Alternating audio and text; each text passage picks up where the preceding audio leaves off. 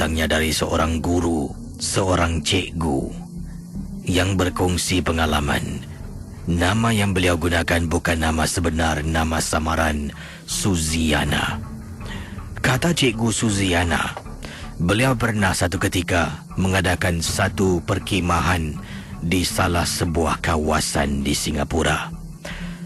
Dan perkhemahan ini adalah tempat perkhemahan ini adalah tempatnya yang cukup dalam, jauh daripada kawasan-kawasan orang awam. Mungkin ada yang tahu kalau saya sebutkan namanya, tapi tolonglah Casey, hanya untuk Casey saja yang tahu. Tempatnya adalah di Jalan ... Pengalaman bila berada di sana. Sebenarnya perkhemahan yang dirancangkan ini berlaku selama 4 hari 3 malam. Tempatnya memang seram. Bila malam saja seluruh kawasan tu, hutan-hutan memang cukup gelap.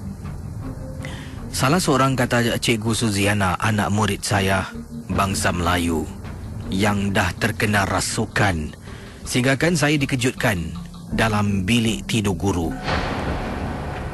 Apa yang berlaku? Bilik saya diketuk beberapa kali. Bila saya bangun, saya menghampiri, dipanggil di sana dormitory. Dormitory yang ditempatkan murid yang dimaksudkan ini. Terperanjat saya. Budak ni Casey, dia akan duduk bersila. Dia sedang duduk bersila di atas katil, sambil badannya dihayunkan kiri ke kanan. Mulutnya berbuih, air liurnya melilih. Saya tanya kenapa. Tak ada orang yang tahu kenapa.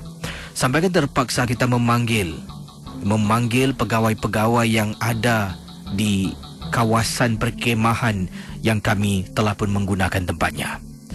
Datang pegawai tersebut, macam-macam tahu Casey. Pegawainya orang Cina, tapi dia tahu siapa nak telefon. Beberapa minit kemudian, datang seorang pakcik. Terperanjat, orang Cina boleh kenal pakcik. Pakcik ni datang dengan berkopiah putih. Kemudian dia suruh semua murid-murid dalam bilik tersebut keluar, kecuali saya dan pegawai camp tersebut, kata Cikgu Suziana. Pakcik itu mula membaca. Saya tengok Casey, semakin lama semakin ganas dan semakin laju dia hayunkan badan. Suaranya memang cukup menyeramkan. Suara garau sambil matanya terus merenung ke arah pakcik yang membaca surah-surah yang dilaungkan sekuat-kuatnya.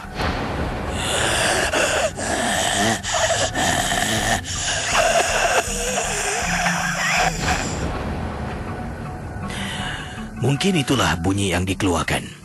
Kata Suziana, bunyinya menakutkan, seolah-olah orang yang tidak boleh bernafas cuba mendapatkan nafas. Begitulah bunyi yang dikeluarkan, memang cukup menakutkan. Bila Pak Ji tu tanya, dia menjawab dengan nada suara saya terperanjat. Anak murid saya darjah 5. Kalau darjah 5, usianya adalah 11 tahun. Tapi suaranya yang dikeluarkan suara makcik tua Casey. Saya hanya boleh berdiri dan duduk dan berdiri, ketakutan, tak tahu apa nak buat dan lihat. Kemudian bila pakcik tu keluarkan satu kayu, tak tahu kayu rotan apa, dia sebat kaki murid saya beberapa kali. Saya terperanjat. Dia kata, jangan takut cikgu, saya tak pukul kuat, tak sakit pun. Yang meraung benda ni cuba dapat perhatian. Betul Casey, dia toleh tengok saya. Tiba-tiba keluar suara anak murid saya, Cikgu Suzi, tolong saya, sakit. Cikgu, tolong saya, cikgu, sakit. Setelah itu anak murid itu pingsan, terbaring di atas katil. Pakcik itu kata, ambil air ini, kalau dia sedar, sapu muka, minum. Dan kalau boleh, malam tu biar budak ni tidur dengan awak lah. Jangan kasih campur dengan budak-budak yang lain. Takut nanti yang lain terkena sampukan rasukan. Jadi setelah pakcik itu balik, saya ucapkan terima kasih. Macam tahu-tahu tempat tu memang seringkali ada penyakit-penyakit gangguan macam ni. Saya terperanjat apabila camp warden tersebut menelefon Pak Cik ni. Jadi saya tanya anak murid, sebenarnya apa yang berlaku? Mereka ceritakan awal tadi mereka berlima telah pun bangun pergi tandas. Kemudian 4 daripada kawan ni menakut-nakutkan budak yang dalam tandas sedang legahkan dirinya. Dan tiba-tiba budak ni terlampau takut sampai keluar menangis. Bila balik dalam dormitory, ingatkan dah tak ada apa-apa, masing-masing baring. Kemudian seorang teman ni nampak si budak Ayu ni, bukan nama sebenar, bangun duduk bersila atas katil dan mula dalam keadaan bilik ataupun dormitory yang gelap tu, dia hayun badan kiri kanan dan budak yang nampak ni kejut budak lain dan semua rasa terperanjat bangun terus panggil saya.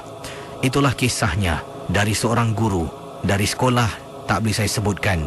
Terima kasih berkongsi pengalaman yang berlaku di salah sebuah kawasan perkemahan di Singapura.